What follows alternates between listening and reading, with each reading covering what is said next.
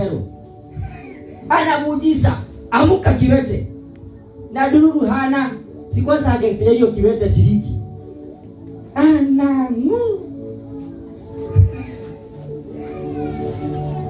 Ati tuko na jina la Yesu. Mimi nataka tukue na jina la Yesu na tukue na kitu kwa mfuko.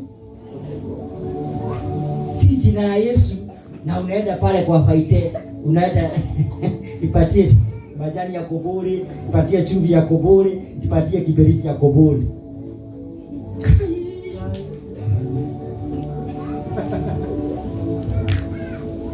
Haleluya. Amen.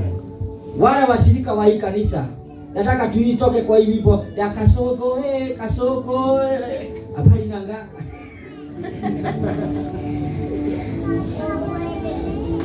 Leo ni siku ya mwisho uimbe wimbo ati Ruto must go. Either akae ama aende. Tunataka Mungu. Amen. Ama namna gani? Watu wananunua mashamba, wananunua maploti, na wewe sasa umebaki na Ruto must go. Kuna shida, kumekamatwa pesa rani imekamatwa. Kila kitu kiko katika ulimwengu wa kiroho. Niipata tutafanya my friend. Si ameenda mlimani? Ameacha watu wengine wametajirika. Si Mungu akutumie mtu wa Destiny Connect, akuachie pesa, akuambie sika hii gawia watu. Upeane 5 ubaki na 10. Kwani ni nini? Kesi zingine nilimwambia ni biguni. Si hapa. Tuchukiwe kesi zingine ni biguni. Ndio. Amepanda mlima kuvaa nguo giribiri. Kubeba fufuzera giri.